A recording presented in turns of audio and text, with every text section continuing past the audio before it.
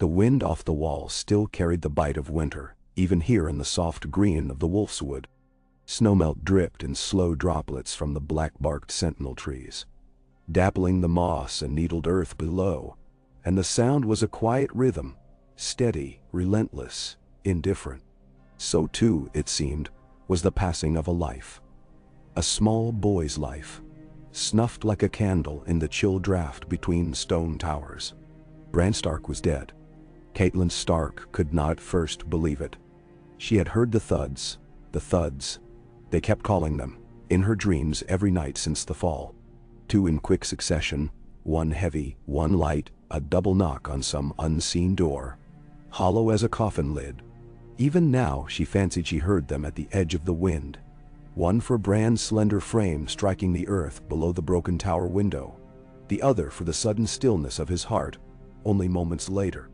The maester spoke gently of broken bones, broken back, broken breath, but Catelyn knew the simplest truth. The gods had broken her boy. Now, there was only the long, aching silence where his laughter had been. The castle of Winterfell dressed itself in mourning. Old banners of gray and white hung limp from the battlements. Torches guttered in the inner ward. The stables smelled of damp and sorrow. Even the direwolves sensed the hush. Summer whined beneath the weirwood at dusk and would not be comforted. Shaggy Dog prowled the godswood, black fur bristling, eyes wild, as if hunting for some enemy only he could scent. Gray Wind kept to Robb's side wherever the young heir walked, a phantom shadow that growled at unseen threats. But Robb himself had no words left for anyone. Lord Eddard Stark stood alone atop the stairs of the first keep when the ravens arrived. 3 birds in all, one from King's Landing bearing the royal seal of a golden crown, one from the Eyrie in his sister's delicate hand, and one, blackest of the 3, from the wall, where his brother Benjen rode the cold march. They alighted on the lintel before him, feathers ruffling in the same hesitant breeze that stirred his gray cloak, and for a long moment he watched them without moving. Ned Stark's eyes were the color of storm clouds gathering over snowfields, pale, hard, and distant. Only the smallest tightening at the corner of his jaw betrayed the storm inside. He took the letters in order. The king's first, parchment thick and smelling faintly of a perfumed seal. Robert's words were blunt even on stiff vellum. He would come soon to the north, he wrote, to bear witness to his friend's grief, to see the boy laid to rest in crypts older than any crown. Then, tucked beneath the royal scrawl, a softer hand. Queen Cersei offering prayers. Little Prince Tommen sending a child's drawing of a soaring boy on a horse made of gold. It might have been sweet had it not felt so jagged. Lysa Arryn's letter was next, ink smudged where tears had fallen. She wrote of her own child, her sweet baby, her tears for Catelyn's loss, her dread that death in one Stark might herald death in all. There were fears of Lannister plots, whispers of wings in the dark, and between the lines Ned read a hysteria he had seen before in the Vale, brittle as glass under snowakes.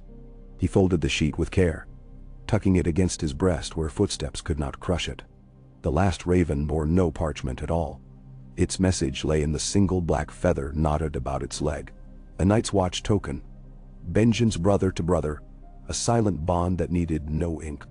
Ned closed his hand around the feather, pressing the quill points into his palm until it hurt. Somewhere beyond the wall dawned the same sunless morning as here, and his brother knew, and they were both powerless to mend it. Beneath him, in the gallery that overlooked the great hall, Catelyn knelt before a stone table draped in white linen. Bran lay upon it, small hands crossed over a chest that would never again swell with breath. Candles flickered at each corner, their flames trembling as if in sorrow, and from the rafters drifted pungent threads of smoke from burning pine resin, masking the odor of decay, delaying the inevitable. She rarely left that place. From dusk to dawn she kept vigil, whispering songs Bran had loved, brushing raven-dark hair from a brow gone cold. No prayers now to the 7, whose carved faces she had left behind in Riverrun. Her faith was hollowed, emptied by grief. Only the old gods remained to watch with her, the weirwood's red leaves swirling outside like a silent choir. Arya found her there once in the small hours, barefoot, eyes swollen.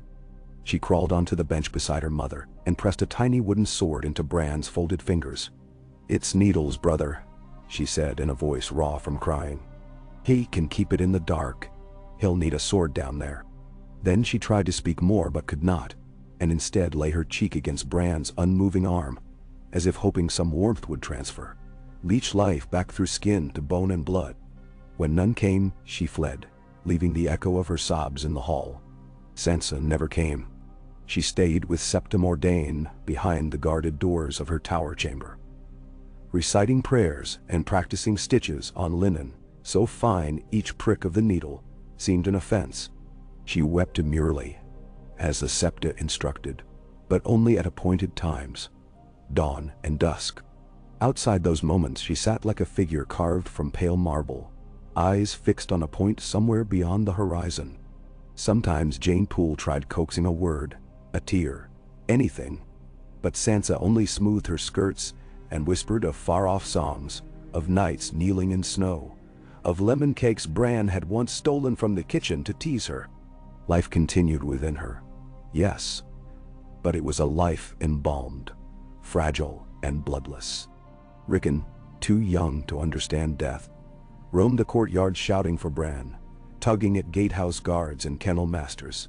"Where's my brother? Where's Big Bran?" When no answer satisfied, he threw stones at the ravens on the rookery roof, until Maester Luwin carried him away, promising tales and sweet milk. Even then the child's wails echoed through corridors long after the door shut, as though the walls themselves mourned. All of Winterfell moved thus, suspended between heartbeats, waiting for something to break. Ice on a river, the thin crust of grief that keeps the living from sinking. In that hush, days stretched long-shadowed and indistinct, like winter twilight, until the morning came when Ned Stark ordered the Silent Sisters to prepare the boy for burial. They washed Bran in water drawn from the hot springs, steam wisping about the pale limbs. They combed his hair and braided it in the fashion of riverlords his mother's kin favored. They draped him in gray wool and white fur, pinned with a small iron direwolf at the throat. At Ned's word they placed Bran's miniature sword, a practice blade newly forged for his 9th name day, across his chest. The blade turned inward as tradition demanded. When it was done, the sisters withdrew, and Ned stood alone beside his son. He had not wept yet. A lord's tears were water for his people, Catelyn once told him, to be poured only when the earth cracked from thirst. But now the dam threatened. Behind his ribs he felt a pressure mounting, as though northern snows heaped upon a weak roof ready to collapse. He knelt, one hand on the cold edge of the bier, and breathed Bran's scent, still faintly of pine soap and straw and wolf cubs. "I'm sorry," he whispered. "For what?" "For letting him climb, for letting him fall, for bringing the king south and bright eyes of court into the wolf's den, for every moment he might have held Bran's hand and did not." He did not know how long he remained there. When he rose at last, his knees ached, and he found Maester Luwin waiting by the door, owl-browed and solemn. "The crypts are ready, my lord," the maester said, voice gentle as snowmelt. Ned merely nodded. They buried him by torchlight. Robb insisted on taking one corner of the bier himself, shoulders squared beneath the weight of loss.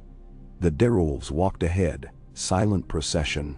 Grey Wind, Summer, Shaggy Dog, even Ghost returned from the wall, with Jon Snow, eyes gleaming red in the shadows. The howl they loosed beneath the earth was terrible and beautiful, a sound to shake stone tombs and wake dead kings. In the deep reach of the crypts, beneath the watchful stone effigies of ancient Starks, Bran was laid to rest beside Lyanna, whose stone carving still wept frozen tears. At Ned's request no harpist played, no septon prayed. Only the soft drip of water in cracks far below, and the hiss of torches as their flames guttered one by one. When the last torch died, they left him to the dark. Above, snow began to fall for the first time that autumn, small flakes that darted on the lantern light like pale moths. Robb lingered in the courtyard long after others retired, letting the cold bite his cheeks, fingers curled in Grey Wind's neck fur. He would be lord now. Winterfell's stone seemed to loom larger around him, demanding an answer he had yet to learn. Jon Snow stood some paces off, cloaked in black sable. He felt the gulf between them more keenly than ever. One on the path to lordship, the other sworn to the Watch, worlds diverging. Still, it was Jon who spoke first. "Mother always said the pack survives," he murmured. Robb's laugh was a bitter thing. "We're down a wolf." He reached for levity but found none. "He was the heart of us, Jon. Without a heart, what's left?" Jon had no answer. The words died in his throat, as fragile as the snowflakes melting on his lashes. Instead, he stepped forward and clasped Robb's shoulder. They were almost of a height now. "I'll keep my watch," he said quietly. "For him, for all of you." Then Ghost pressed against Robb too, so the two direwolves touched noses, and in that brief communion, something of brotherhood sparked anew, a vow unsaid beneath the falling snow. In the great keep, Queen Cersei Lannister dreamt of winter wolves. She arrived 6 days after the burial, riding at King Robert's side, in a train of gold and crimson finery that seemed unnatural against the white drifts. Robert was all bluster and loud grief, mourning his best friend's child as if he were his own. Cersei, by contrast, moved through Winterfell with the grace of a cat among hounds, always watching, ears attuned to every whispered rumor. Her children stood wide-eyed by her skirts. Joffrey sneering at the Spartan halls, Myrcella polite and pale, Tommen clutching a new wooden horse he hoped to gift to the dead boy, before someone told him gifts were of no use beneath stone. They attended the feast held in Bran's honor, where bread and salt broke the doom of guest unwelcome. Robert drank deeply, Ned drank sparingly, and between them stretched half a lifetime of friendship now shadowed by the specter of loss. The king spoke of tournament honors to be held in Bran's name come spring, of gold cups and champions' purses, of song and spectacle. But his voice dulled as he talked, as if each boast became ash upon realizing no cheering boy would be there to see it. Cersei offered sweet condolences to Catelyn, eyes bright with tears that never quite fell. The queen's hand brushed Catelyn's wrist, cool, delicate. "I cannot imagine the pain," she whispered, with a tremble that might have been sympathy, if not for the quick flick of her gaze toward Ned, measuring. Catelyn's reply was frost. "Pray you never learn it." Yet in the hush after the feast, as fires burned low and servants cleared trenchers, a rumor wormed through the galleries. The queen had wept in her chambers, real tears for a boy not her own. Some felt comfort, others suspicion. None knew the truth. But Maester Luwin noticed the king's lair. Sir Jaime Lannister paced the corridor outside Cersei's door long into night, face hard as beaten brass. The death of a single child shifted the axis upon which 7 kingdoms spun. In Raventree Hall, Lord Blackwood muttered that the gods had grown hungry. In 10 Towers, Lady Harlaw whispered that Direwolves howled ill winds across the narrow sea. At Storm's End, young Renly read the Raven's news and tapped long fingers against the table, thoughtful as tides. In Casterly Rock, Lord Tywin received the message in silence, then summoned his war council for reasons unspoken. And in the Red Keep, little Lord Varys counted feathers and threats, smiling his moon-pale smile. The spider heard tale of a stumble, a fall, a child's death. But in the telling he heard other things: broken towers, hidden windows, a queen's soft tears that might conceal sharper liquids. He sent his little birds northward, seeking cracks in ice. It was foul play beneath that broken tower. The realm would tremble. Far from all these whispers, in the dark heart of the Godswood, Summer crouched beside the pool of black water beneath the weirwood's white branches. He whined once, low and mournful, as though seeing with wolven eyes what men could not. The face of a boy in the still water, free and laughing, moonlight painting his hair silver. Then the wolf raised his muzzle to the carved heart tree and howled. A single note that traveled through snow-laden boughs, over stone ramparts, beyond the riverlands and the Vale, and the mountains of the moon, echoing off cliffs at the world's edge. It was a call for something lost, something stolen, a plea to the old gods seated in their red lacquered thrones to bring him back. But gods are deaf to wolves. The howl nevertheless stirred the ravens in their rookery cages. 100 black wings beat the cold air at once, lifting over walls, scattering snowflakes like ashes. In their flight, folks swore they saw portents. A dark tide rising, shadow over kings, blood on white fields. Some argued it was merely frightened birds. But others felt the tremor of fate, subtle as a spider's thread. Bran Stark had died, yet his passing tore a hole in the tapestry of the north. And through that hole seeped things old and hungry and vast. Nights grew longer. Wildlings at the wall spoke of lights in the sky, green flares dancing like ghosts. Rangers found weirwood roots unearthed where none had been before, bleeding sap red as heartsbane. South of Moat Cailin, small folk whispered that wolves, dire and common, roamed in packs unseen for a century, eyes glowing blue in moonless dark. They raided sheepfolds but left the sheep untouched, instead standing around the folds as if guarding sacred kine. In Winterfell, Lord Eddard dreamed of snow. He saw Bran running across battlements, a blur of laughter and bare feet. And then Bran leapt, not fell, from the highest tower, arms flung wide, and turned into a crow with pale gray feathers, soaring up through swirling flakes. "Crow," cried father, and Ned reached but woke to bitter cold on his cheeks and the taste of iron on his tongue. He rose and found blood upon his pillow. He had bitten through his lip. He took it as a sign. Leave must be taken of Winterfell. Robert still urged him to accept the post of hand. Ned had resisted before, for he would not abandon a living son bedridden. But a dead son required no nursing, only vengeance or peace. What Bran might have wished he could not know, but King Robert had come himself, and the realm still needed a steady hand.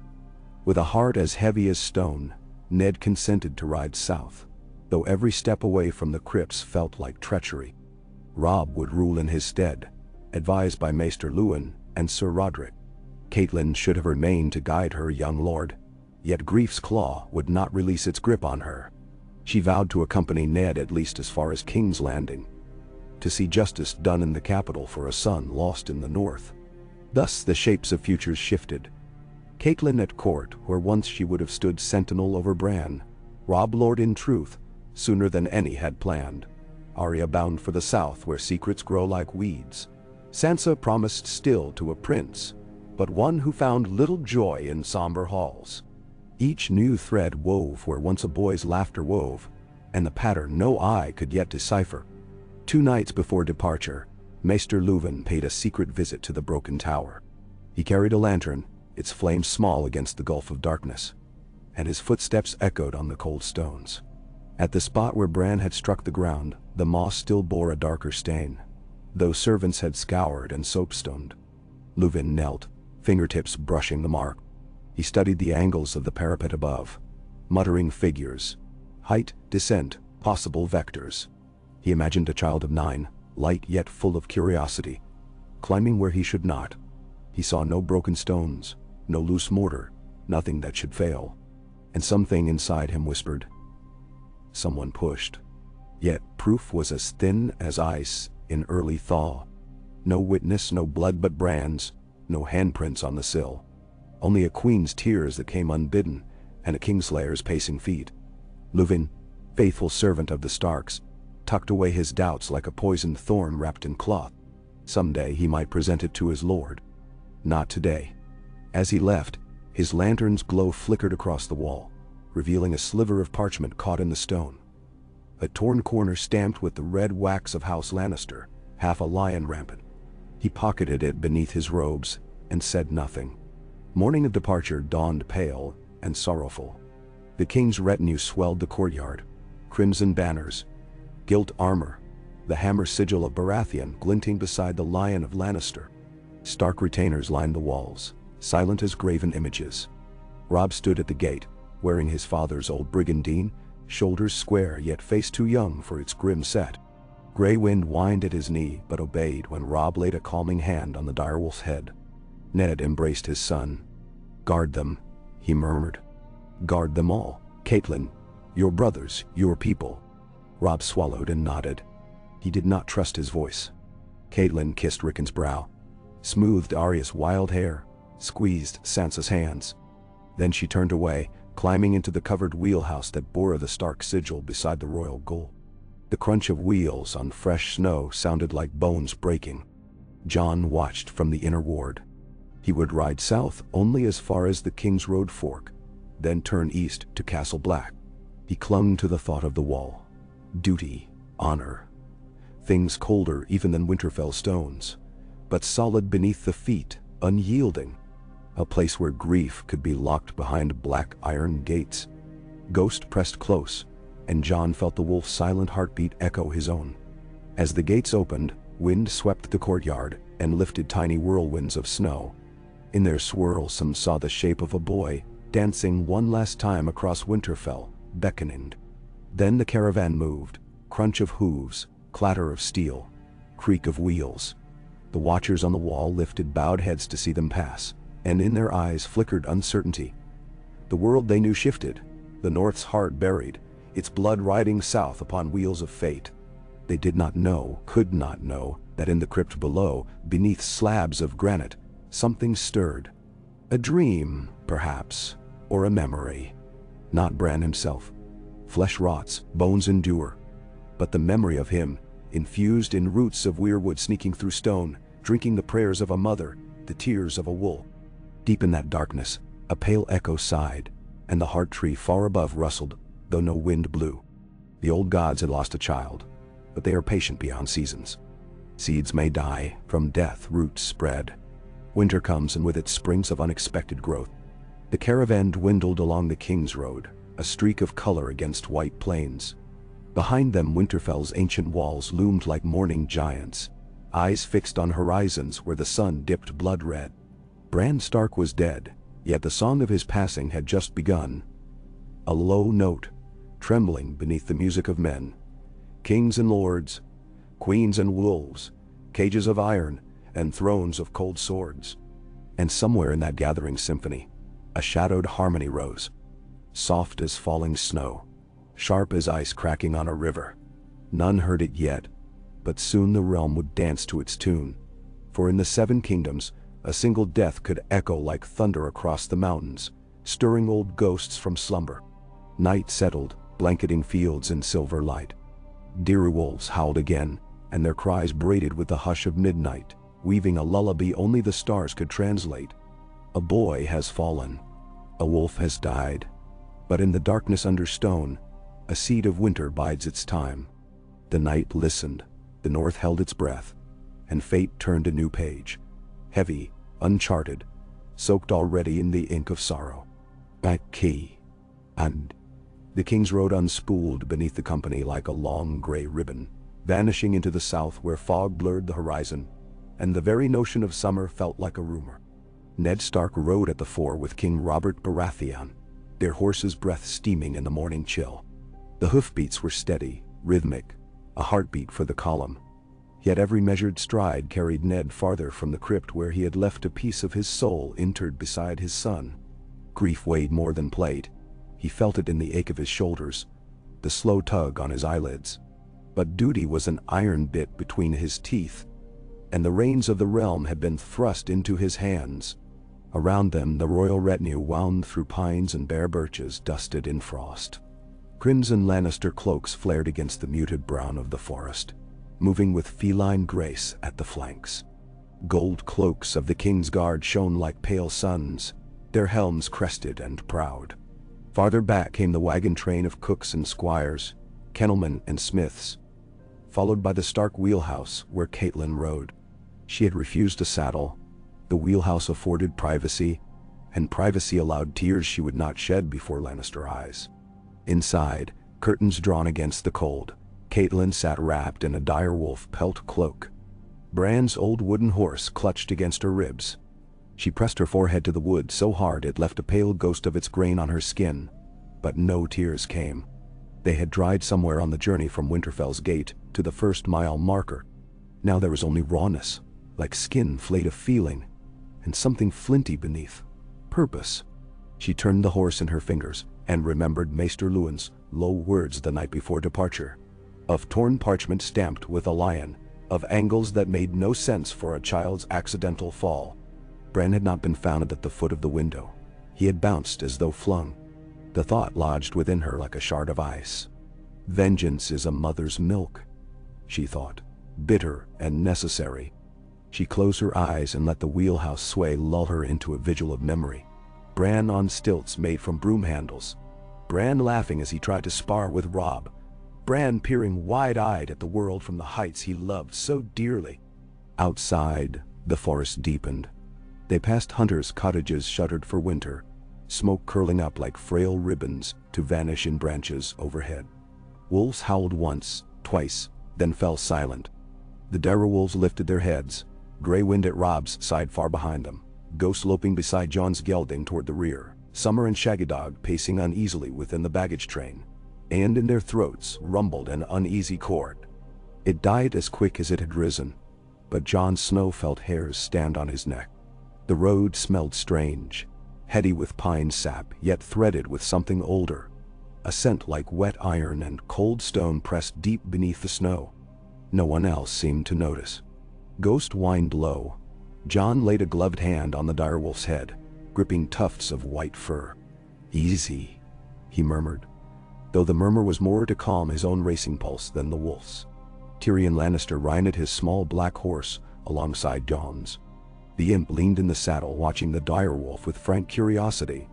"The beasts sense things we do not," he said. "They see deeper shadows than men." Jon glanced at him, then at the road ahead. "Maybe they see ghosts." "Ghosts?" Tyrion flashed a sharp grin. "Then your wolf carries his own name well." "Do you believe in spirits, Jon Snow?" "I believe the dead should stay dead." Jon's voice cracked. He cleared his throat. "Bran was my brother." Tyrion's smile faded. "I know." He pulled a wineskin from his belt, lifted it in silent salute, then drank before offering it up. Jon shook his head. Tyrion's shrug was as soft as falling snow. "If spirits roam these woods, may they guide the boy swift to whatever peace the gods allow. And if wolves howl, may they frighten away worse things." Jon said nothing. He remembered Bran dangling from the battlements like a little crow, fearless, claiming he would fly. The memory stung like cold sleet upon bare skin. Up ahead, King Robert loosed a booming laugh that startled birds from the canopy. He slapped Ned's shoulder with mailed hand. Ned's answering smile existed only at the mouth's corners, eyes remaining storm-dark. Robert talked of feasts to come, of boar hunts in the Kingswood, of jousts and melees to honor a fallen Stark. "We'll hold games in his name," the king declared, voice echoing along the road. "Bright banners, trumpets, the grandest the realm's seen since my coronation. The boy will have song enough for a dozen lives. Mark me." Ned's reply was quiet. Bran would have preferred his quiet woods and a chance to climb them again. Robert sobered. "Aye." He traced a sign of the seven across his chest, rare for him. "Your gods are mine. I'll have a septon say prayers for his soul." "Prayers are wind," Ned said, "but wind turns the mills. Say them if it pleases you." Robert looked at him sidelong. "It pleases me to see you whole, old friend. I half feared Winterfell would freeze you in place. You're thinner than last we met." "Winter thins us all." Ned tugged his cloak tighter. "But we endure." They rode a while in silence, until the king grew restless and spurred ahead, seeking the company of Sir Barristan and the other king's guard. Ned lagged, letting his horse's gait ease. Melancholy seeped into his bones, thick as marrow. That night they made camp beneath a stand of towering oaks older than the conquest. Snow had ceased, but branches dripped meltwater that hissed on the cook fires. The air smelled of venison, charred onion, and pine pitch. Servants raised the king's pavilion, rich blue sown with golden stags, while Stark men pitched sober gray canvas around a central hearth. The heat was welcome, but Ned's cheeks felt raw, as though grief had burned them. He ate little, bread dipped in broth, then excused himself to walk the perimeter. He found Catelyn at the edge of camp, half hidden behind a supply wagon. She watched sparks rise from a tar torch set in the snow, face lit gold and amber. When Ned touched her arm, she startled, dropping the wooden horse. He knelt to retrieve it, brushing dirt from its belly. "I keep thinking if I set it down, I'll forget the feel of it," she said, voice thin. It's stupid. It's not. Ned handed the toy back. Fingers met. He wondered what it cost her to remain upright. Come. The fire's warmer toward the center. I'm not cold. She looked past him, into darkness. Have you spoken with Maester Lewin since we left? He remains at Winterfell. Robb needs counsel. He sent a raven, she said. It came at dusk. She produced a folded scrap from her sleeve. Ned unfolded it in the torchlight. Words leapt out. Parchment piece. Window. Lion's seal. Foul play? He closed his eyes. We cannot accuse on scraps.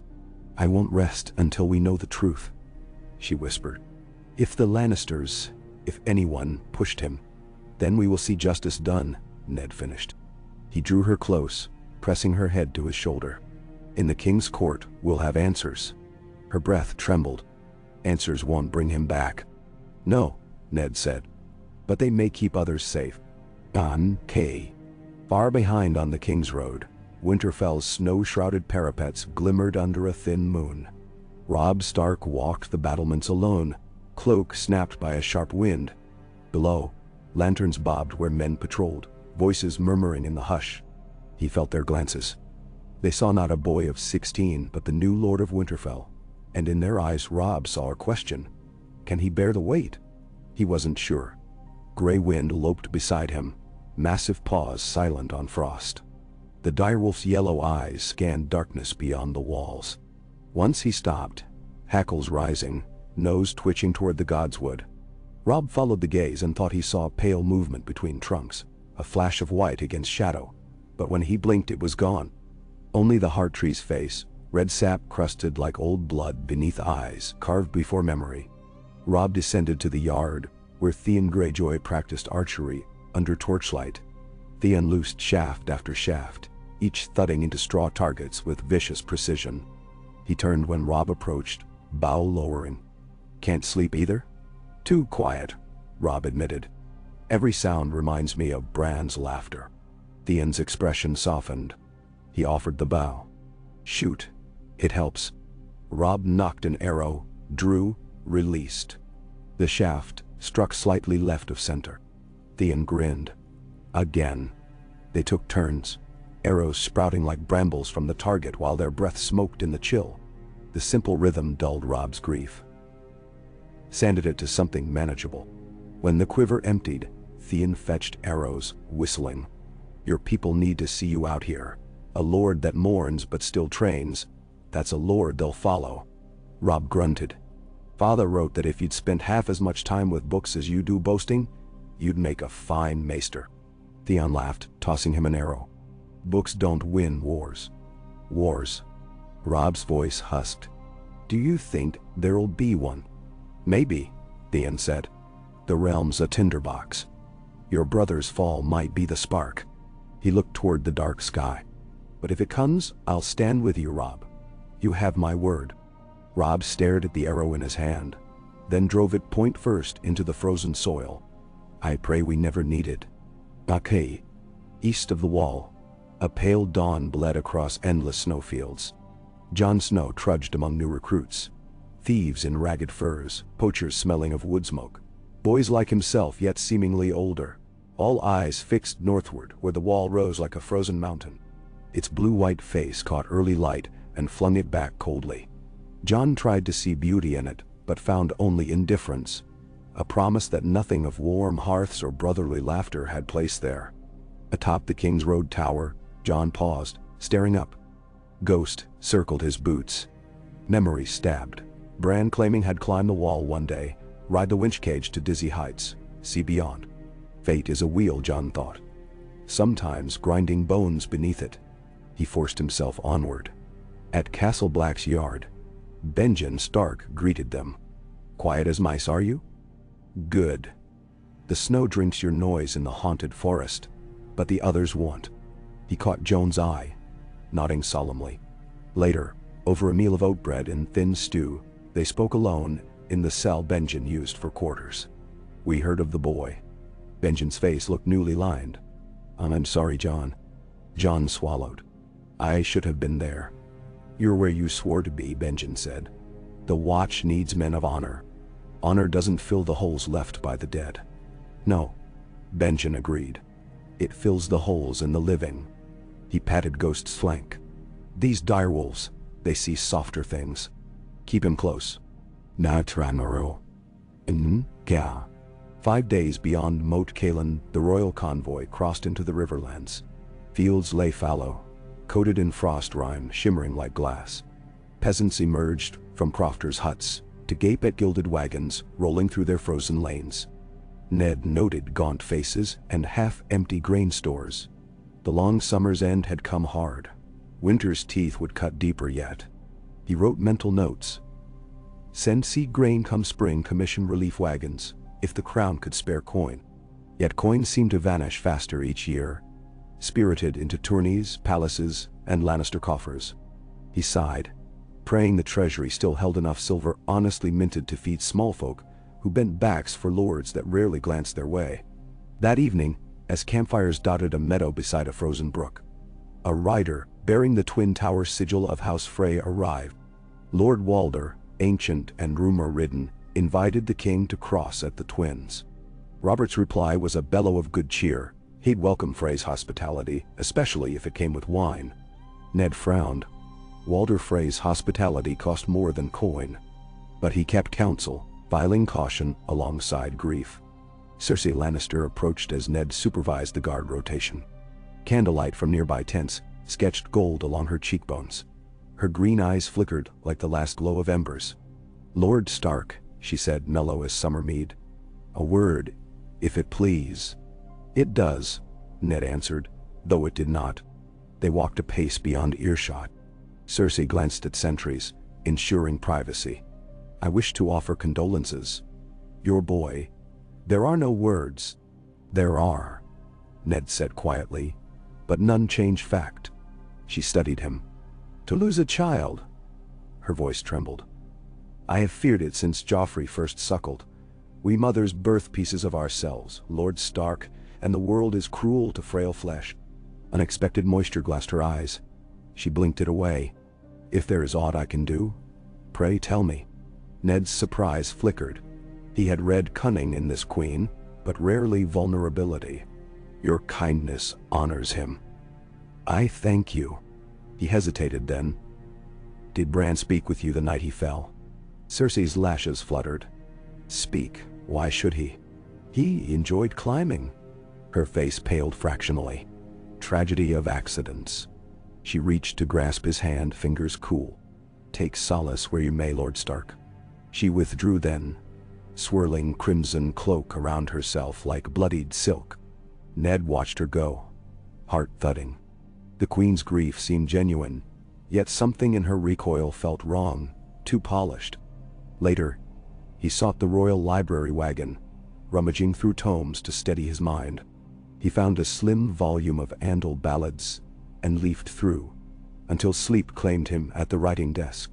Dreams stormed, Bran falling again and again, but each time twisting midair into a raven, with eyes green as summer leaves. The raven spoke in a child's voice. Find the broken branch. Ned woke, sweat cold on his spine. Yagan. Adri. As the convoy neared the Trident, ravens left Winterfell carrying tidings. Robb dared not delay. His letter to his father read, turbulence here. Karstark's grumble. Bolton's silent. Deerwolf's restless nightly. Snow deeper than usual. Come spring, we must convene bannermen. Signed Robb Stark, Lord of Winterfell. But another scroll whispered darker. Maester Luwin to Lord Eddard Stark, my lord. I have examined the fragment bearing lion's seal, and find it matches Queen's personal stationery. Urge caution. Suspicious movement noted. Sir Jaime's man, Adam Marbrand, inquiring after tower servants. Also, last night Summer howled at crypts all through the hour of the wolf. Shaggy Dog joined. Sightings of strange lights in Godswood. I fear old powers stir. The raven winged south like a black arrow through dusk. Within Winterfell's library, Luwin pored over dusty histories of the children of the forest. He read of green seers whose spirits walked beyond death, of weirwood sap drinking memories. He touched pages with trembling hands. Could Bran linger in roots and stone? The dairy wolf's howl seemed answer enough. Lewin's quill scratched in lamplight. Notes for a maester's inquiry. Though some part of him knew the citadel would scoff, yet knowledge belonged to no chain alone. Across the courtyard, in the bedchamber once shared with baby Rickon, Arya lay awake, staring at ceilings. She had stolen a dagger from Sir Roderick's armory, small, balanced, sharp, and slid it beneath her pillow. She whispered to shadows, "If they killed Bran, I'll slit their throats." Faintly, she heard Shaggy Dog pacing the undercroft, nails clicking on limestone. Rickon whimpered in sleep, dreaming of brothers gone like kites cut loose. "Oh, Conchetta." At the twins, Lord Walder greeted the king in his audience hall that smelled of damp wool and onions. Walder's brood, wives, sons, grandsons, assembled like a human hedge, each introduced with wearying lethargy. Ned endured formalities while scanning faces. So many ambitions bundled under one roof. When Frey's maester asked after Winterfell, Ned delivered the news. Half the hall gasped. Some crossed themselves. Walder merely clucked. Sad, sad. Children fall, seasons turn. Now about the marriage alliances we discussed. Robert laughed off the suggestion with mead-soaked geniality. But Ned read a flicker of interest in Cersei's glance. Alliances were coins. The queen counted them all. That night songs echoed across freestone walls, fiddles wailing long into second watch. Ned excused himself early, head throbbing. In the corridors, he glimpsed a figure, Sir Jaime Lannister, speaking in hushed tones to a serving girl from Winterfell's kitchen staff. Ned paused behind a tapestry. Jaime's words were soft but icy. "Say one breath of what you saw, and I'll tie your tongue in golden knots." The girl nodded, pale as new milk. Ned stepped forward then, boots loud. Jaime turned, smile glinting like sunlight off a sword. "Lord Stark, lost your way?" "My way's clear enough," Ned said. "The corridors of this keep snaked to too many ears. Ears are useful." Jaime's smile widened.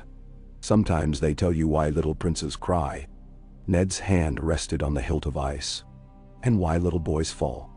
Jaime's green eyes chilled. "Should you wish to cross steel, Stark, name a time when we're not both guests beneath a fretful lord's roof. Steel solves little." Ned turned away.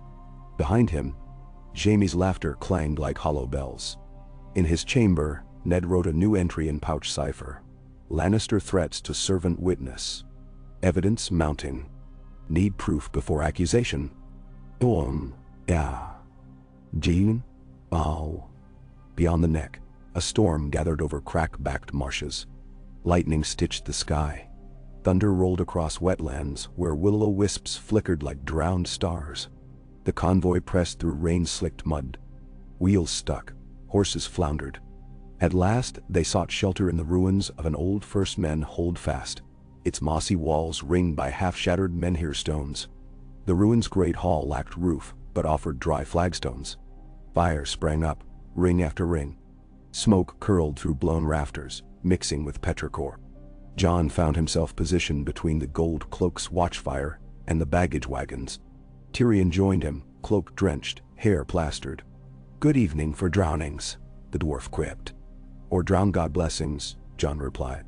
Rain sheeted off Ghost's fur. Tyrion produced a packet of waxed parchment, shook it dry, then unfolded.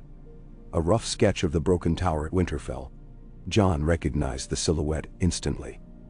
He'd drawn it himself as a boy, mapping climbing paths. "Where did you get that?" "A kitchen girl," Tyrion said. "Said she saw something outside the tower that night." "What?" Jon's breath caught. Her story shifts.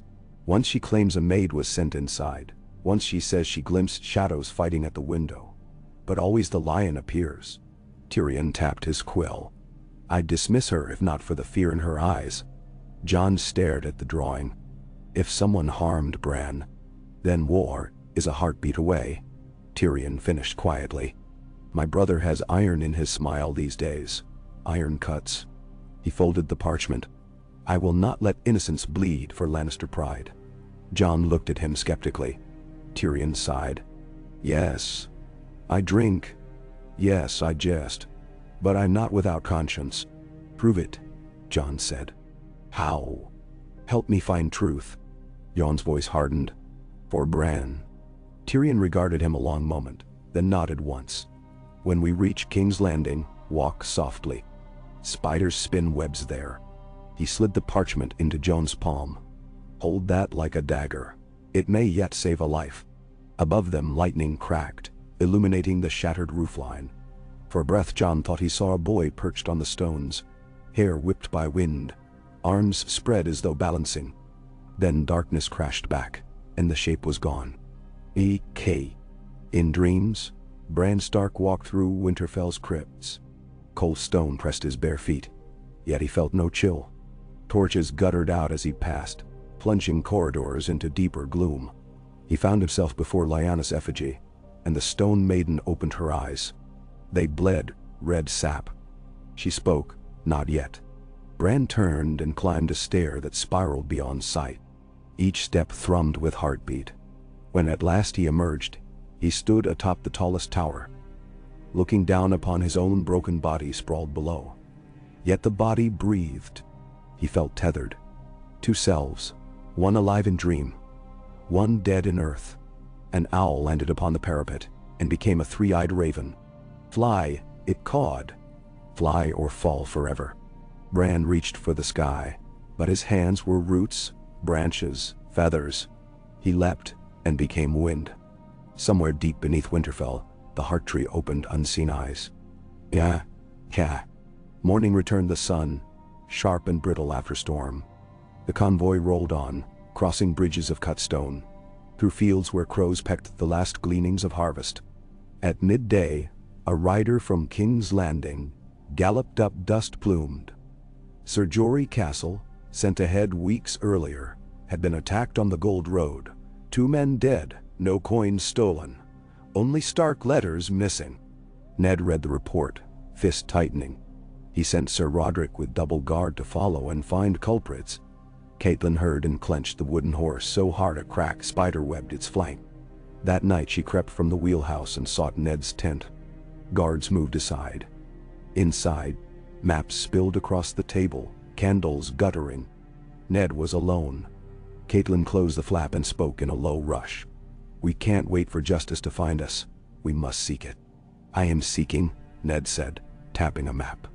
Roads fork. Wolves trace every scent. Then track this one. She opened her palm. The toy horse lay split where her grip had crushed it. I will ride on to King's Landing ahead of the host. I'll speak to my sister Lysa. She sits the Eyrie now and claims Jon Arryn was murdered. If Bran's death ties to that. Ned's head jerked up. You risk capture. Or I risk truth. Fire sparked in her eyes. Tully fire, bright and unyielding. Bran deserves nothing less. I will not rest while his killer walks free. Ned brushed hair from his brow. Very well. Take Sir Roderick once he returns. Go with caution.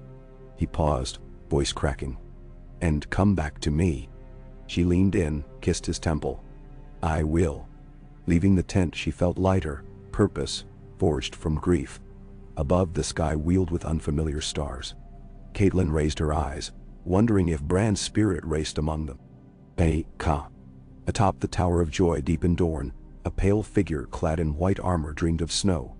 Sir Arthur Dayne, or what remained of him in echo, watched the stars blink and felt a tug. Memory trembled. Far north a boy had died who should not, and old magics rippled across ley lines like vibrations through a spider web. Destiny loosens for no man, Dayne mused. Yet when threads snap, new patterns rise. He touched the dawn sword lying across spectral knees. One day another would lift its pale blade. Night would know its edge. No, ungain. In King's Landing, Varys the Spider listened to a sparrow whisper of a northern boy's suspicious fall. He poured sweet arbor wine into a crystal goblet and considered ripples. Littlefinger arrived unannounced, slim as a dagger, in dove gray.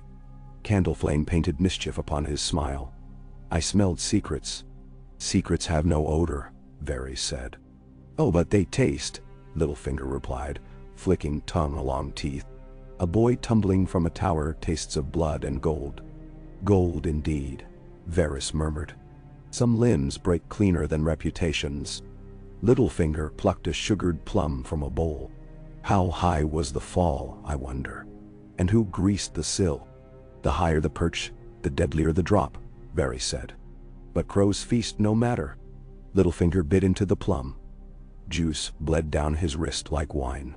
Crows, spiders, lions, wolves.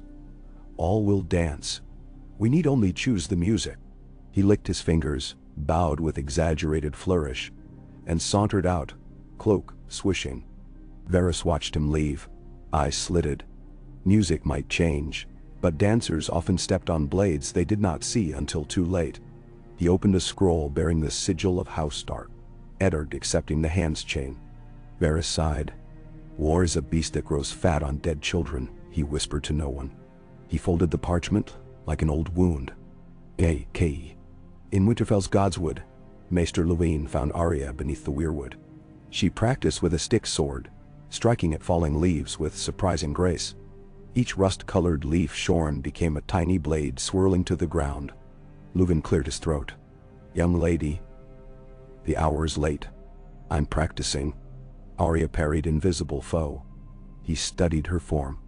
You move better than yesterday. Nobody fights fair in war, she said, stabbing at a leaf tumbling through pale light. I want to be ready when the killer comes. Violence may birth more sorrow, Luwine cautioned. So does doing nothing. She sliced another leaf. I loved Bran. I won't let him be forgotten. Luwine touched her shoulder. You honor him by living bravely, not rashly. Arya's eyes, gray as storm cloud ice, met his. What's the difference? That, he said sadly, is a lesson even kings struggle to learn.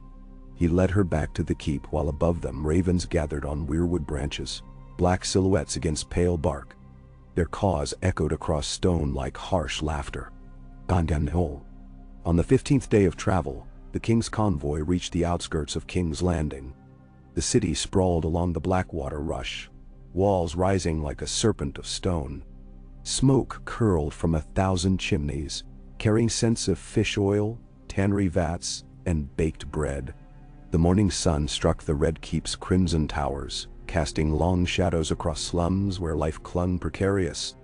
As the gates groaned open, a hush fell over the assembled courtiers. Ned Stark felt as though he stepped into a forge. Heat of ambition, clangor of politics. Robert rode ahead, waving to cheering crowds. Cersei followed, beauty polished to lethal sharpness. Small folk flung petals. Children shouted blessings. None knew of the little lord buried under northern grounds, yet Ned saw Bran's absence in every bright banner, every trumpet, an empty seat at Triumph's stage. Inside Maegor's Holdfast, the Hand's apartment smelled of lemon oil and parchment dust. Ned's first task was to meet with Master of Coin Lord Petyr Baelish. Littlefinger welcomed him with a sly grin. Condolences, my lord. Grief becomes you, an aura of tragic nobility. Ned frowned. Spare me courtesies. Show me the ledgers. As you wish. Littlefinger produced scrolls. The realm owes more than it owns. Feeding that war in the east, tourneys, royal progresses, expensive habits. Ned scanned figures, eyes narrowing. 1 million dragons owed to House Lannister? Give or take. Littlefinger's shrug was artful. Gold flows like blood. Hard to keep inside the body, easier to spend. He leaned closer. But perhaps the hand might stem the bleeding, if he survives the knives to come. Knives? This city, Littlefinger murmured, is a nest of them. He tapped his fingertip. Petyr, atop the ledger. Best you keep one unsheathed. That night Ned stood on the balcony overlooking Blackwater Bay. The air smelled of salt and horse dung. Below, torches flickered along the walls. Farther, the harbor lay hushed, dotted with lantern-lit masts. He thought of Winterfell's hearth-fire glow, the hush of fresh snow on familiar stone. He held Bran's small practice sword. Robert had insisted on bringing it south for a mausoleum of heroes. Ned gripped the hilt, raising it to the moon. "Tell me, son," he whispered, "which shadows hold your murderer?" Wind answered, carrying gull cries and faint laughter from flea-bottom taverns. Ned closed his eyes and thought he heard a boy's voice at his ear. "Father, find the lion that roars in silence." He jolted, heart hammering. No one stood beside him, only the sword cold in his grasp and the city's restless night breathing. A.K. 3 days later, Catelyn Stark arrived at King's Landing under dawn's gray veil, slipping unnoticed into the city through a postern gate. Sir Roderick, hair dyed black to disguise his distinctive white whiskers, led her to a modest inn overlooking the Hook. There, within a shuttered room smelling of hops and charred bacon, Tyrion Lannister found them. "Good lady," he greeted with a polite bow. "I followed darker whispers than the river to find you." Catelyn rose, jaw set. "Have you come to mock our grief?" Tyrion's eyes softened. "No, I come to prevent more of it. Word reaches me that you seek answers." "So do I." Sir Roderick rested hand on sword pommel. "You expect trust?" "I expect fairness." Tyrion produced a folded parchment, Joan's sketch of the tower, annotated now with measurements. "Perhaps shared truths pave safer roads than shared lies." Catelyn read, pulse quickening. "Why help us?" "Because," he said quietly, "I like breathing, and war makes that hobby perilous." He met her gaze. "And because I too once had a brother who fell." Surprise pricked Catelyn. She gestured to a chair. Tyrion sat, swinging stubby legs. They spoke until lanterns burned low. When dawn pressed pale fingers against shutters again, they had a plan. Secret investigation, small circle, proof before accusation. Tyrion would use his spies, Catelyn her sister's reach in the veil, and together they would pierce the lion's mane to find bloodied claws. In the Red Keep's courtyard, Arya slid between kitchen barrels, shadows silent. She had stowed away in a baggage wagon to chase ghosts south. She listened now as a gold-cloaked guard muttered to another. "Kingslayer's been prowling the tower again. Says the view is fine." The other guard snorted. "View of what?" "Walls." Arya's heart pounded. She traced the corridor that wrapped that tower in her mind. She'd mapped it on stolen parchment. Bran's killer walked free less than a bow shot away. She flexed her fingers, itching for needle's hilt. Not yet. Soon. Nah. K. Dusk in Winterfell. Robb knelt before the heart tree, snow weeping from branches. Gray wind settled beside him, head on paws. Robb spoke softly, telling the old gods of grain stores, of house loyalties, of letters unanswered from White Harbor. He told them of Bran, how his laughter once rang through these same leaves, and asked guidance. A breeze stirred bloody leaves. One drifted to land upon his knee. Robb lifted it, crimson against pale glove. Whisper through him. Strength in pack. Guard the north. He closed fist around the leaf, feeling pulse not his own. He rose. Resolve crystallized. Tomorrow, he would call the bannermen to Winterfell's hall. They would remember oaths sworn. Should southern lions prove guilty, northern wolves would bare teeth. Gray wind howled. All across the castle, Shaggy Dog in summer answered, and Ghost, half a world away, lifted his muzzle to the frigid sky, voice threading frost and starlight into a single unbroken note of promise and warning that echoed through forests, over mountains, across rivers, until at last it reached the crypts of Winterfell, where bones lay in cold silence. And there, within the ancient dark, the weirwood roots quivered like veins quickened by sudden heartbeat, and a whisper rustled in the dust. I am not gone. I am the North remembering. Ka. Thus the realm drifted toward winter on unseen currents, each heart a drop in a river running red beneath ice. Kings hunted boar. Queens gathered rose thorns, wolves sharpened fangs. And somewhere beyond all mortal sight, a boy without breath watched from the branches of a heart tree. eyes awakened to paths hidden from living feet. He reached out with dream hands and felt the threads of men's choices humming like taut bowstrings. He plucked one gently. In the red keep, a candle sputtered, revealing to Maester Pycelle a page he had overlooked, one that spoke of wildfire caches under Aerys' rule. Bran plucked another. In the Vale, Lysa Arryn's fledgling paranoia flared, causing her to send a secret letter begging Catelyn hurry to the Eyrie. Thread by thread, Bran tugged, shaping a pattern perhaps kinder than the one that had stolen his breath. But patterns have wills of their own, and even a dreamer must learn caution, lest the tapestry unravel. Still, the wind that night sang through Winterfell's empty tower windows, carrying a child's laughter, soft, far off, yet alive. Oa, Kay. The Red Keep awoke before dawn, its corridors hushed beneath the scrape of mailed boots and the flicker of guttering lamps. Ned Stark could not sleep. He stood by the narrow balcony slit of his solar, leaning into the muted breeze that crept off the black water.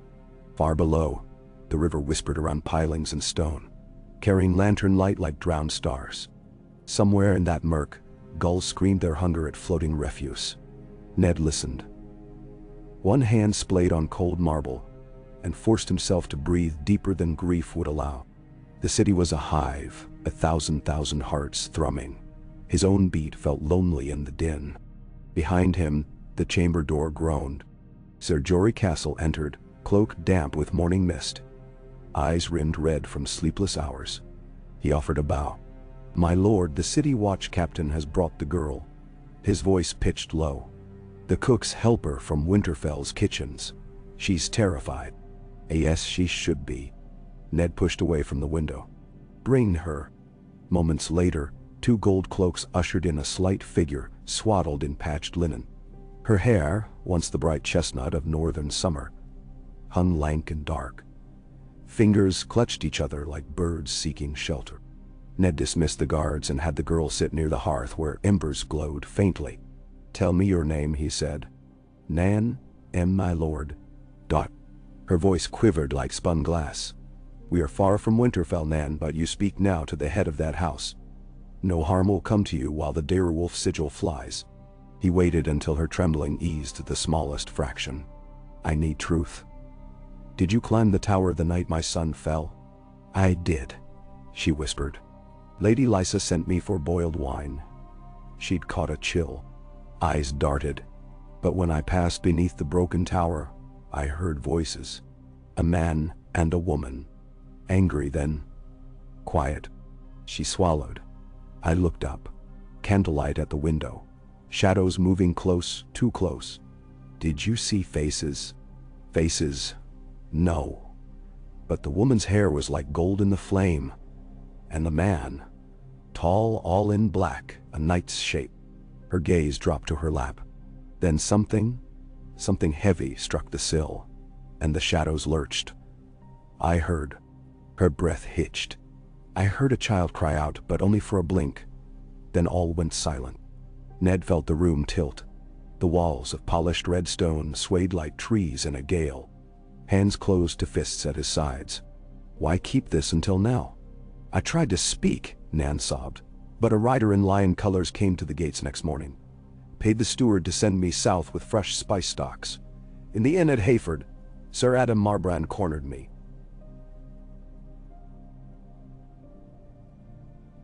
Said silence would keep my tongue in my mouth."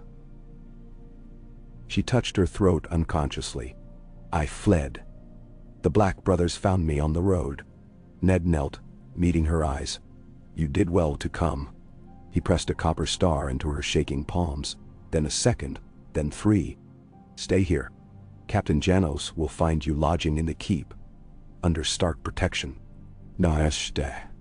She nodded, tears cutting clean tracks through smoke-soot cheeks. Ned rose, breath shaky. Golden hair. Tall knight. The shape of a memory came sharp and cruel. The day of Robert's rebellion, when he first saw Jaime Lannister kneel in white cloak beside murdered Aerys. A man whose vows were as thin as gilding. Outside the solar, Jory waited. Ned's voice came gravel rough. "Double the guard on the hands' apartments." And send word to Caitlin at the inn. She must know. Mammon. And then now. Across the city, in a room over the barrel and eel, Catelyn Stark sat with Tyrion Lannister and Sir Roderick Castle, around a chipped oak table littered with scrolls. Candle wax puddled in rings. Quills lay abandoned. They had talked through half the night, weaving fragments into a tapestry of suspicion. Now silence, stretched, taut as bowstring. Sir Roderick broke it. If Sir Jaime stood at that window, we must prove it with more than whispers. And quickly, Tyrion added, rubbing tired eyes. My dear sister keeps secrets like wildfire, dangerous only when uncorked. The longer this steeps, the greater the blast. Catelyn unfolded a fresh parchment, dipping quill. Then we bring the proof to the king before Lannister blades silence it. We need the guard roster from that night. Stable records, sworn statements. She glanced at Tyrion. Your spider friends can find us names. Not friends, Tyrion said. Business partners in shadow. He offered a sideways smile. Still, Goldbuy squeaks from every rat hole. Very well. Sir Roderick, secure passage for us upriver on a swift galley. We leave for the Vale tomorrow. No. Tyrion arched a brow. An audacious plan. Carry accusations to Lady Lysa, and let her shriek them from the Erie's heights. I trust my sister's voice will reach the Lord's declarant faster than mine would reach Robert's ears in a court full of Lannisters. Catelyn's hand shook the faintest bit. She stilled it. And you, my Lord Imp, will come as witness. Tyrion laughed, genuine and incredulous. You would take a Lannister into the Vale? They flay lions with words up there. Which is why your presence proves my good faith. She met his stare. Besides, you want truth as well. His smile faded to something small and brittle. Truth, yes. But I prefer living long enough to savor it. He studied her face, then tipped his head. Very well, Lady Stark. I will gamble the Erie's wins on your honor. But if we die, I'll haunt you from the sky cells. And me. Samwell Tarly arrived at Castle Black just after dawn, his cheeks frost-bitten, his breath wheezing. Jon Snow watched the fat boy dismount awkwardly, nearly falling in snowdrift. Ghost snuffled at the newcomer and sneezed. Jon stepped forward, offering an arm. Easy, Dot. Cold sharper than a Dornish spear on first day. None. Sam clutched his cloak. I hate the cold. I hate heights. I suppose the wall has both? Jon said, gentler. But there's broth by the fire inside. Come. They reached the mess hall where benches creaked beneath new recruits. Rake-thin boys from King's Landing. Hardened poachers from the Fingers, all forced brothers now. Benjen Stark stood at the head, reading dispatches by pale light through high slits. He nodded at Jon, eyes grave. After stew and bread, Jon led Sam to the practice yard. Frost gleamed on target posts and the pounded earth.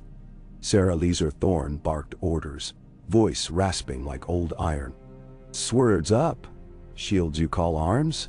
My sister pisses sturdier things. Thorne spotted Jon and bared teeth. Snow, bring your pet to the line. Jon set jaw. Sam's just arrived, let him eat. All will eat crow's meat if we march north untrained. Thorne flung a practice blade at Sam's feet. Pick it up, Piglet. Sam's chin quivered. Jon bent, retrieving the blade.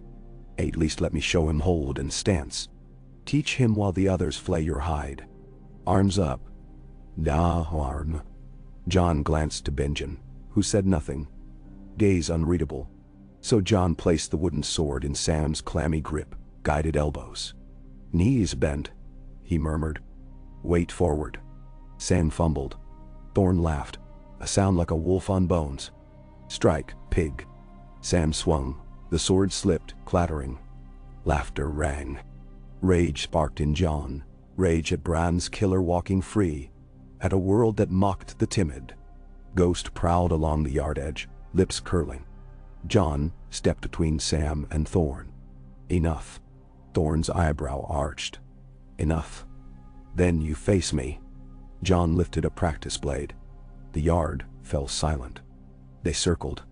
Thorne lunged, blade whistling. Jon parried, pivoted, riposted. Wooden swords cracked, echoing across stone.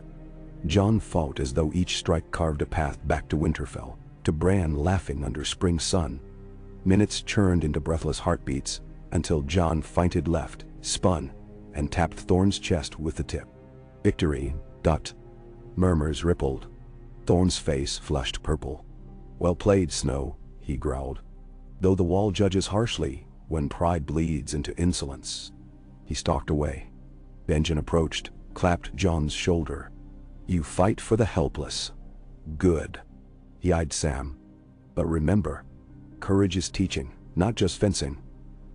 The wall needs every man brave enough to stand his line, even those who cannot swing a sword. Jon nodded, eyes on Sam's hunched form. He would not let the fat boy break beneath Thorne's cruelty. Broken things deserved mending. In the small council chamber, a quarrel simmered. Sunlight lanced through high windows, dust dancing in beams. Grand Master Pycelle droned over tariffs. Renly Baratheon idly polished a ring. Varys hummed tunelessly. Only two voices cut the room, Ned Stark's and Lord Baelish's. We must chart the crown's debts, Ned said, pushing a ledger. 10 million dragons owed, 5 to the Lannisters alone. That cannot stand. Littlefinger tapped the page. It has stood for years, my lord. Robert's appetite outstrips harvest. Then curtail the feasts, the tourneys, the hunts. Renly chuckled. You might as well ask the winds to stand still. Winds do stand still before storms, Ned shot back. Else they tear the roofs away. Pycelle coughed. Perhaps increased taxes. No, Ned snapped. The small folk starve already. Baelish spread his hands. So we borrow more. Gold flows like water. We redirect the stream. Ned's teeth clenched. A stream becomes a flood. He looked to Varys. What counsel from you? Varys splayed elegant fingers. I counsel survival, my lord. The Iron Throne is a hungry seat. Better feed it than be crushed. Ned rose abruptly. Then the Starks will stand alone on higher ground. He swept from chamber, cloak swirling. Littlefinger's lips curved as he watched the wolf stalk into lion-filled corridors. Robb Stark's call of banners filled Winterfell's great hall with lordly voices and clashing egos. Lord Rickard Karstark arrived first, black gaze measuring. Lord Roose Bolton followed, pale as marrow. His bastard Ramsay, flanking like a shadow with red smile. Great Jon Umber thundered in, bellowing for ale before greetings. Small lords Manderley, Serwyn Glover trailed. Robb sat the high seat, gray wind at his side. He tried to channel his father's quiet strength. My lords, I thank you. Dark tidings ride the winds. My brother fell under suspicious circumstance. The hand rides south to seek justice. Until his return, I must secure the north. Detentor. Rickard Karstark's beard bristled.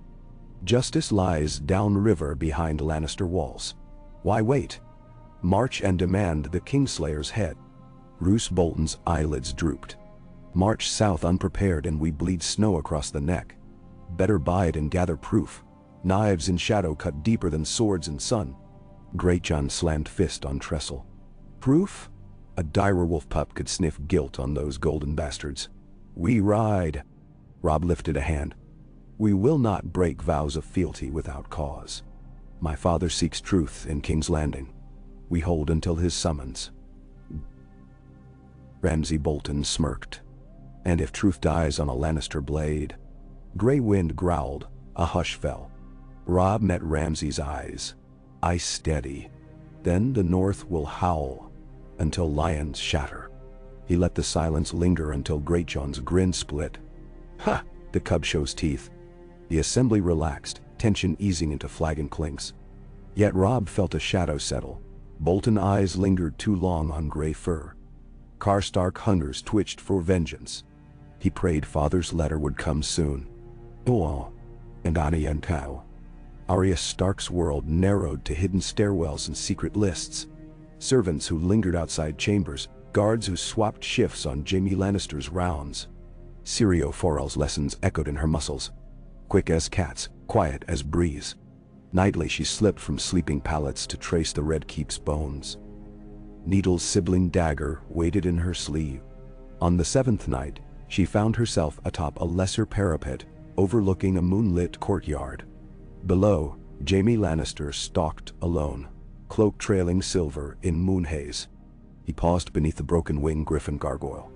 Hand resting on pommel, gaze lifted toward a distant tower. Arya froze, heart a drum. Jaime spoke, voice drifting. "Ghosts enjoy their perch, do they not?" Silence answered. He laughed softly. "Well, little crow, stay up there. The fall is worse second time." He touched 2 fingers to brow. A mocking salute. And walked away. Arya's breath fled. Had he sensed her? No. His eyes never sought the parapet. Yet some instinct pricked. She followed soundless until he vanished into Knight's Hall arch. She pressed ear to column, heard nothing but faint, echoing footfalls. When she turned, a raven sat on the wall behind, feathers black as spilled ink, 3 eyes glimmering like starlight. It cocked its head, regarding her. Arya blinked.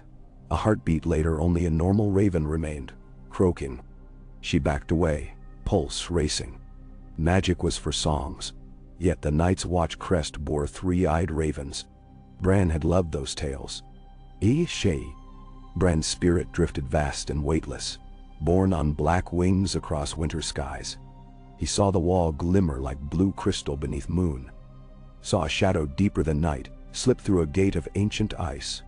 He tasted its chill, older than death. It moved south, silent, trailing frost like spider silk. Bran tried to cry warning, but the wind tore voice to tatters.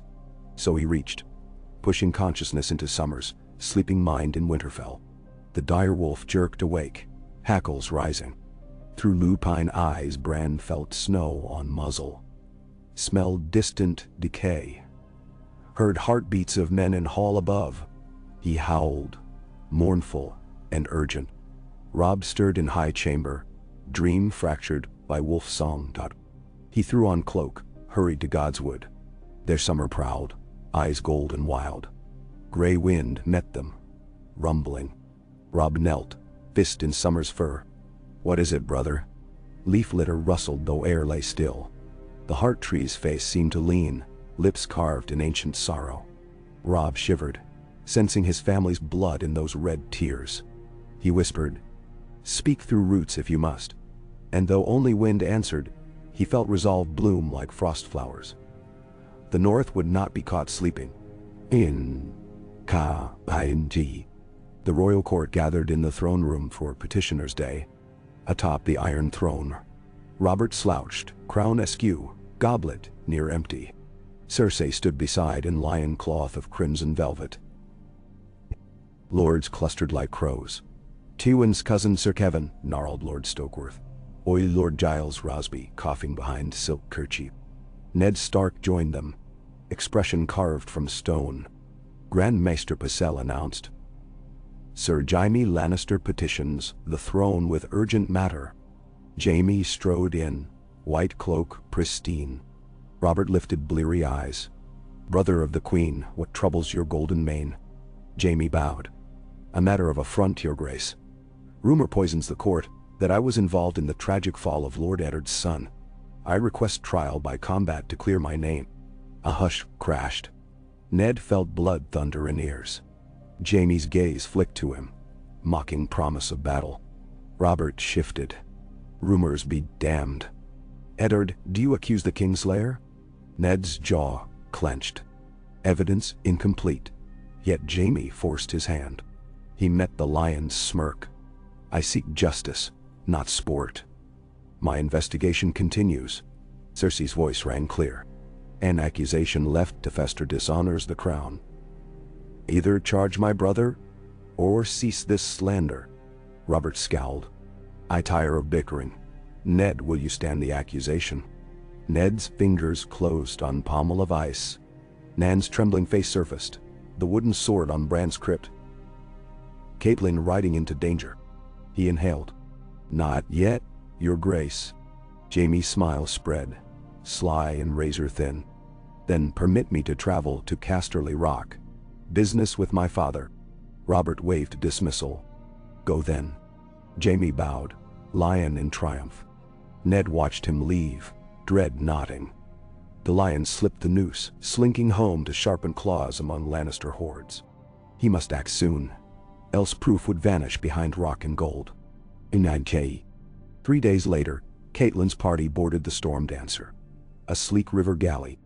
Steel-studded oars dipped into green water, catching the currents rush up the Blackwater toward the Trident. Tyrion stood at prow, cloak snapping. I've always preferred road to river. Roads rarely sink. Catelyn joined him, gaze on receding city silhouette.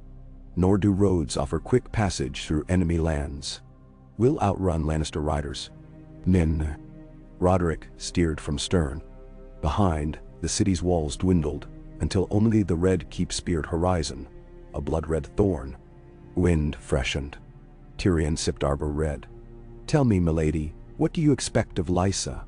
She has grown, how shall we say, volatile. Volatile or not, she loved Jon Arryn.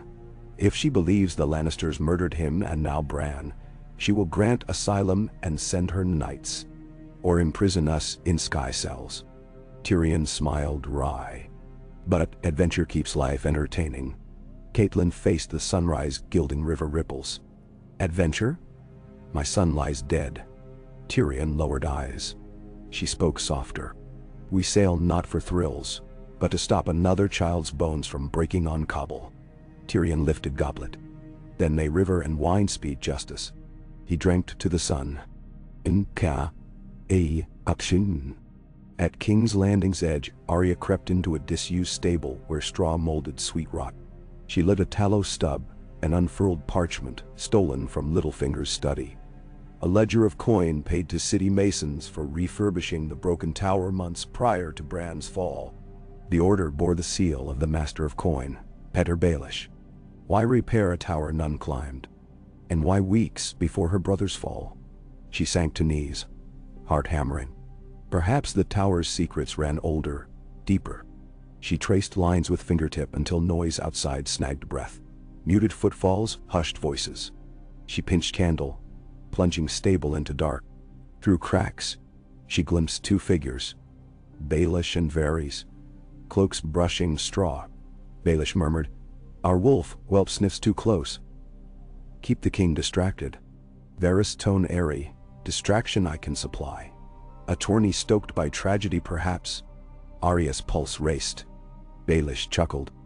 Death sells seats. Set one in the boy's name. Draw every night, every purse. While swords clash, we move pieces. Neberon. Their footsteps retreated. Arya exhaled, limb tremor fading to iron. She rolled parchment tight. The game played around her, but she would be no pawn.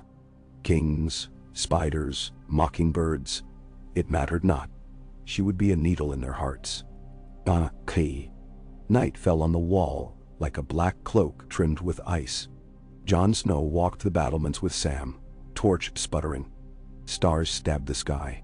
Southward glowed faint amber of the King's Road watchfires. Northward, only bleak abyss. Sam shivered. Do you ever feel something watching? Past the forest? Jon looked at treeline. Saw nothing yet imagined pale eyes in dark. Sometimes. They paused by a murder of ravens perched on crenellations. One hopped closer, croaking. 3 eyes gleamed in torchlight. One blind white, 2 black. Jon froze. The raven pecked Sam's boot, then flapped away. Jon's breath steamed. You saw? Sam gulped. A trick of flame. No. Jon's voice low. Old powers stir. From beyond the wall drifted faint sound, like ice cracking under weight. Ghost raised snout, ears flat. Jon's skin crawled. Winter's heartbeat quickened. Aye. Pa. Maester Luwin stared at the evening raven perched on his sill. Black feathers shivered. Message tube bore a red keep seal. Luwin untied parchment. Lord Eddard requests all data on the tower's repairs, builders, and any witness depositions. He pressed lips thin. Time to lay each brick of truth. He crossed library, retrieving ledgers, recall writs. Outside, Shaggy Dog howled. High, urgent. Lewin paused. Not a hunting call. A warning. He hurried to window. In courtyard, Ramsay Snow conversed with a Karstark messenger. Voices hushed. Gestures furtive. Lewin frowned. The North's enemies could breed within its pack, if carelessness reigned. He turned to his raven quills, ink scratched across parchment. Beware the bastard of the Dreadfort. Sinister alliance sprouting. Bran's death emboldens traitors. He sealed with stark wax, tied to raven, and watched it vanish into night sky. Key. Far across Westeros, in the reach of the Whispering Wood, a cloaked rider knelt before an obsidian altar older than men. Great Other, he intoned, voice a hiss of winter wind. The child's soul stirs roots. I offer blood to quell it. He sliced palm. Crimson dripped upon black stone, where crystals drank greedily. A presence answered, cold delight. The rider smiled. A Bolton smile. Soon, he promised the darkness. Soon the wolf pack will rend itself, and my banner will rise over their bones.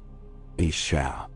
At dawn, Ned Stark rode through an herb garden of crushed basil and dew-coated thyme to meet Sir Barristan Selmy beside the training yard. The old king's guard greeted with grave courtesy. Lord Selmy, Ned said, dismounting. You served 3 kings, yet honor never bent in you. Dahan? Selmy inclined head. I pray so. Why seek me at first light? Ned handed him a scroll. Nan's sworn testimony. Ledger copies, builder's statements. Barristan's eyes scanned lines, jaw hardened. If this is true, Selmy murmured, the king's guard is stained. Ned's throat tightened. I will bring this before Robert today. But I need you beside me, honor shield to shield. Selmy drew breath. I stand for crown and realm. If Jaime Lannister betrayed both, he must answer. They clasped wrists. 2 gray wolves amid red roses of palace gardens. Overhead thrushes sang unaware of treason's thistle creeping. Key. In the throne room, courtiers assembled for court. Robert entered resplendent, though eyes bleary. Cersei floated beside like a crimson Phaedra. Ned stepped forward, papers in hand. Your Grace, grave matter. Robert rubbed temples. More grave than the taxmen. More. Tato. Ned's voice carried. I have evidence naming Sir Jaime Lannister in the death of my son. Gasps rippled. Cersei's smile froze. Robert's chair groaned under his shift. Show me.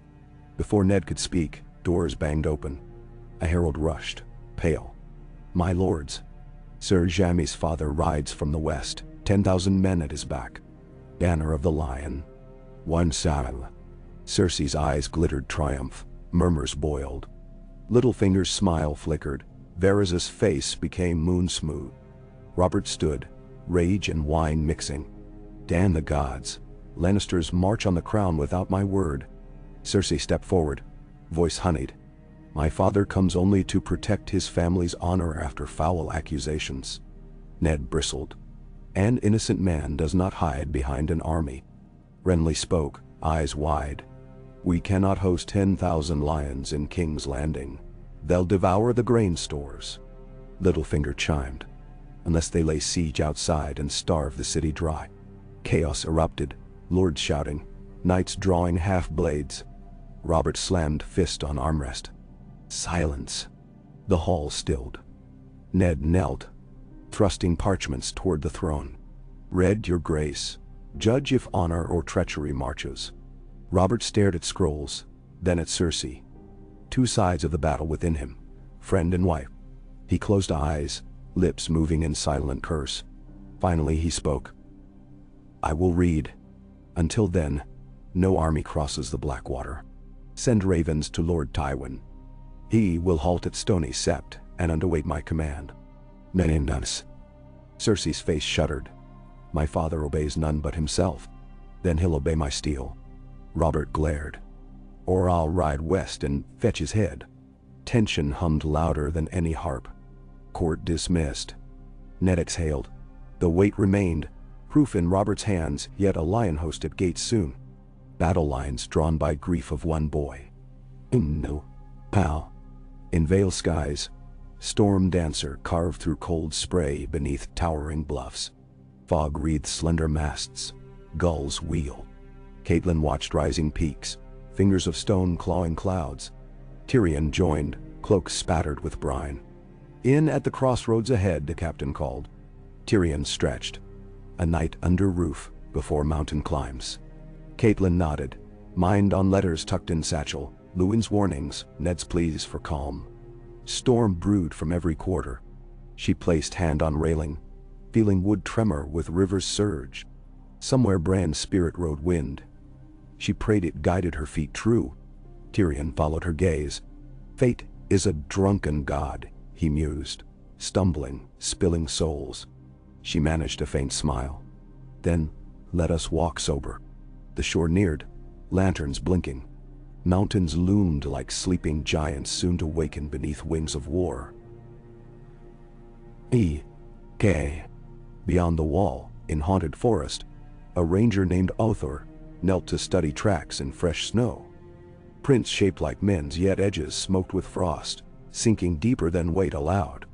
Wind moaned through dead limbs. He touched hilt of sword. Across clearing, fellow ranger Jafer Flowers raised torch. Blue light flashed in its flame, ice mirroring fire. Othor's breath steamed slow, his heart quickened. From darkness came soft crunch of foot on crust, unnatural quiet. They turned as one. Pale shapes slid between trees, tall, thin, armored in glassy ice. Eyes burned blue. The brothers drew swords, but cold, stilled limbs. Fear thick as freezer burn in lungs. A voice cracked, like brittle branches, language of winter's first scream. The shapes advanced. High above, a raven flapped, 3 eyes gleaming. Bran watched helplessly as the cold men raised shards of frozen night. He screamed into wind. Summer jolted awake hundreds of leagues south, muzzle dripping foamy breath. In Winterfell Yard, the Darrowolves erupted in howls, warning to a world blissfully ignorant of death marching. Robb Stark sprinted to ramparts, sword in hand. "What is it?" he called as sentries searched dark skies. Theon joined, bow strung. Wolves howl like the red wedding's ghosts. Robb gripped cold stone. Summer paced below, eyes fierce. "Something stirs beyond the wall," Robb murmured. "I feel it." Snowflakes drifted, though sky clear, omens on silent wings. He turned to Theon. "Send ravens to White Harbor, the Rills, Bear Island. Tell them Winterfell stands vigilant. And to my father, tell him winter's shadow lengthens." The Rinder. Theon saluted. "Aye, my lord." He darted toward Rookery. Robb remained, gazed north where stars shimmered. In his heart he felt Bran's whisper, faint but certain. "Guard them." Robb laid hand to hilt. "I will," he vowed to wind and stone and boy ghost. "As long as breath fills me." Gray wind pressed against him, warm presence in cold night. Together they watched aurora flicker faint green on horizon. Dancing lights the old tales called the breath of others. Fear chilled Robb, yet resolve burned hotter. The pack survives. Deep under Winterfell roots, in crypt blacker than sin, echoes stirred. Dust motes swirled, though no breeze reached. The stone carving of Lyanna Stark seemed to sigh, lips softening. Beside her, the new statue of Brandon Stark, still fresh cut, eyes wide in eternal wonder, gripped his stone sword tighter. At their feet, roots twined red-veined white through crack and seam, pulsing faintly, heart blood of weirwood seeking sun. From the roots rose a child's whisper. "I am here. I remember." And Winter remembered too.